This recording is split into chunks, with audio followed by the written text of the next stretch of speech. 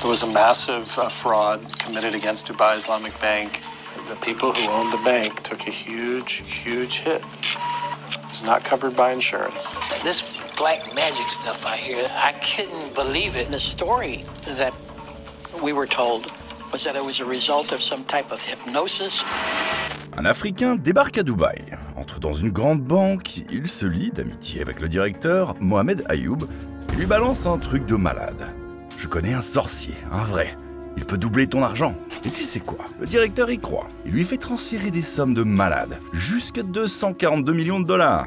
Walked into this bank in Dubai and proceeded to remove its money. Et notre sorcier, il prend l'argent et s'envole pour les États-Unis où il vit sa best life.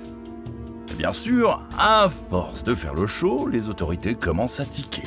Et là, il se fait attraper dans une histoire bien sale. Cette histoire, c'est pas une simple arnaque, c'est un chef-d'œuvre. Donc si à un moment tu te dis ça peut pas être vrai, continue la vidéo et tu vas voir les preuves de tes propres yeux. Le cerveau, derrière tout ça, Futanga Babani Sissoko. Un Malien qui a réussi à piéger un des systèmes bancaires les plus puissants du monde. Installe-toi bien, parce que ce que tu vas entendre maintenant, tu t'en souviendras longtemps. En 1995, notre Sissoko prend son billet direction Dubaï. Et direct, il file au Dubai Islamic Bank, l'un des plus gros établissements bancaires là-bas. Il débarque au siège principal comme un boss et dit aux employés « Je veux parler au directeur ».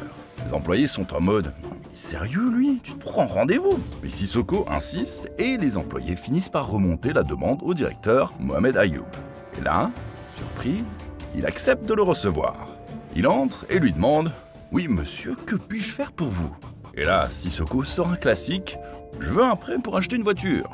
Bon, normalement, pour avoir un prêt, il faut un minimum de garantie. Mais Sissoko a rien. Et pourtant, le directeur finit par accepter. L'histoire ne s'arrête pas là. Sissoko lui dit « J'aimerais t'inviter chez moi. J'ai une surprise à te montrer. » Au début, le directeur hésite. Mais finalement, la curiosité l'emporte. Et le jour J, Ayoub arrive chez Sissoko. Il s'installe, papote un peu, et puis Sissoko se lève et lui balance « C'est l'heure de la surprise ».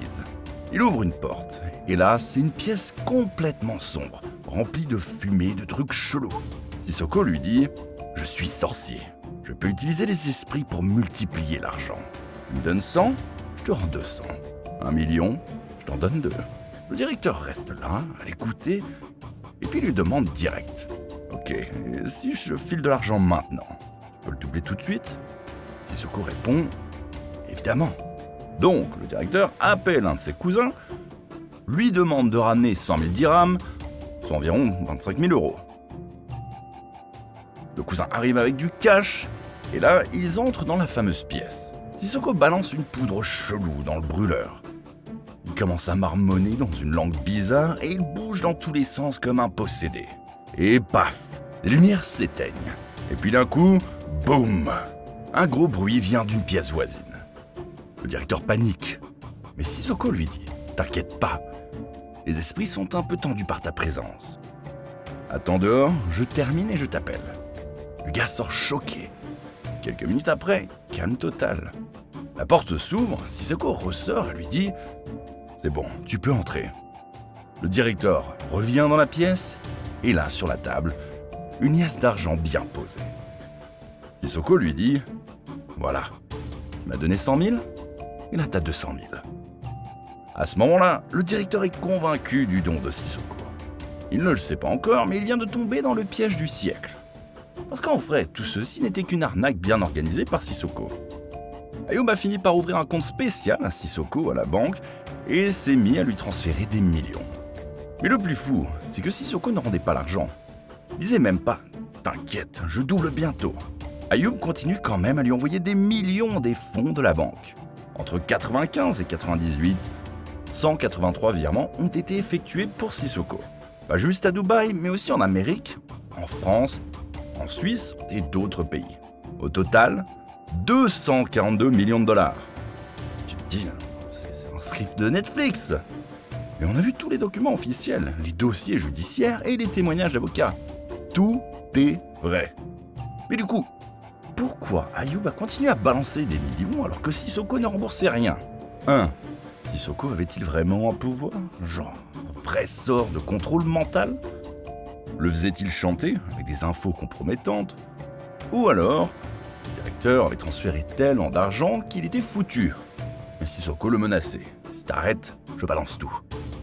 Et puis, comment un gars peut vider une banque sans que personne ne s'en rende compte? Les systèmes de contrôle étaient-ils moins efficaces à l'époque? Enfin, revenons à notre histoire. Après avoir encaissé ses premiers millions, Sissoko décide de retourner au Mali. Mais pendant qu'il est là-bas, Ayoub continue de lui envoyer des millions. Donc Sissoko rentre à Dabia, son village natal, et il commence à distribuer de l'argent aux habitants, à ouvrir des commerces, des écoles, des infrastructures. Bref, il transforme le village et relance l'économie locale.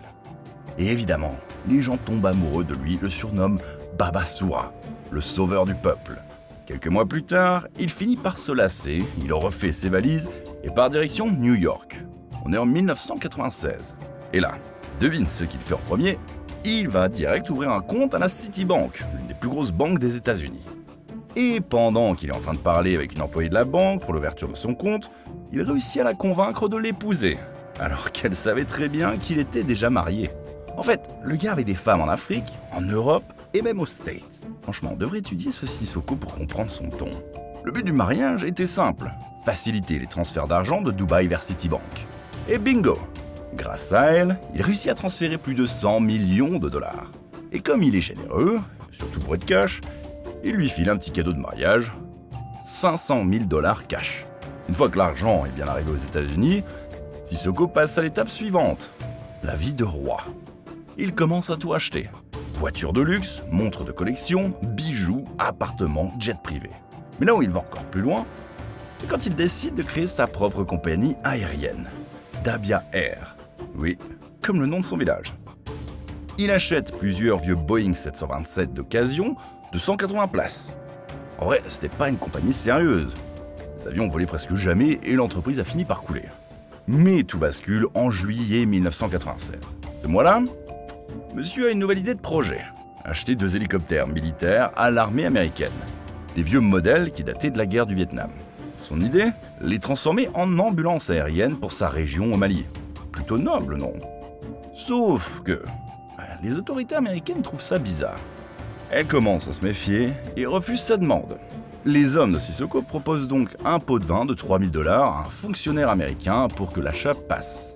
Grosse erreur, parce que ce fonctionnaire les dénonce direct. Et là, tout s'écroule.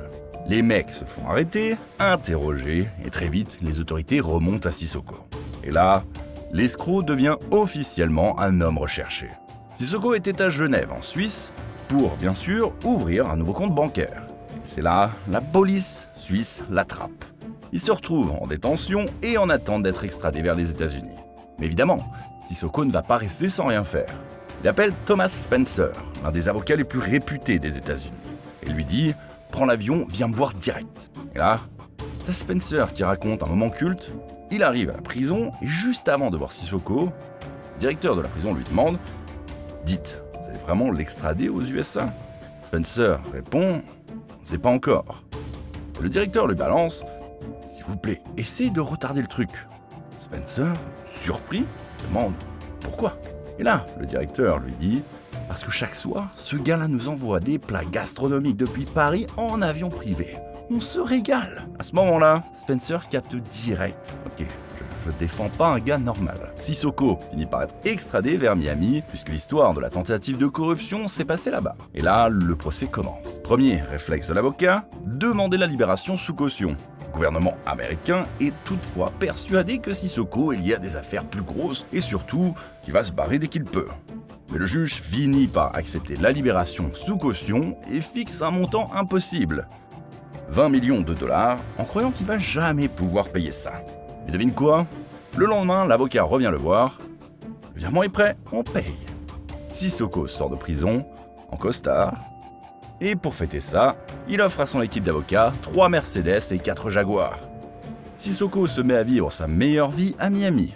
Il rentre dans les bijouteries, où une fois il achète pour 500 000 $ de bijoux d'un coup. Il visite des concessions auto et repart avec 2, 3, parfois 4 voitures. Et le plus fou, pendant son séjour à Miami, il épouse plus de 10 femmes. Et à chaque épouse, il offre un appartement de luxe. Et pendant tout ce temps, devinez ce qu'Ayoub fait à Dubaï? Il continue à lui envoyer de l'argent. Sissoko a même des cartes de crédit illimitées fournies directement par la banque. Et quand il accumule des dettes, Ayoub les efface du système. Mais pourquoi? Est-ce qu'il était sous hypnose? Est-ce qu'il était menacé? On ne le saura jamais. Mais dites-moi ce que vous en pensez. Bref, on arrive en mars 1997, date du procès. Et là, petit rappel, l'accusation, c'est juste pour une tentative de pot de vin pour des hélicos militaires. Ses avocats lui disent « nie tout ». Et là, coup de théâtre, Sissoko regarde le juge droit dans les yeux et dit « oui, c'est moi qui leur ai dit de le faire ». Ses avocats sont sous le choc, ils comprennent vite. Sissoko voulait mettre fin à l'affaire. Il savait que s'il creusait un peu trop, ils allaient peut-être tomber sur la vraie origine de ces millions, et là, game over. Le verdict tombe, 43 jours de prison et 250 000 $ d'amende. Mais très vite, le gouvernement américain lui propose un deal. Tu veux finir ta peine chez toi? Ok, tu nous fais un don pour les sans-abri. Sissoko sort le chéquier, $1 million. Résultat, il finit tranquillement sa peine en résidence surveillée. Et dès que c'est fini, retour au Mali. Et même après tout ça, les virements de Dubaï continuaient encore. Mais en mars 1998, le mur arrive. Les comptables à l'intérieur de la banque commencent à remarquer des virements bizarres. Et là, Ayoub panique, surtout parce qu'il n'a plus de nouvelles de Sissoko. Il va voir un collègue proche et lui avoue tout.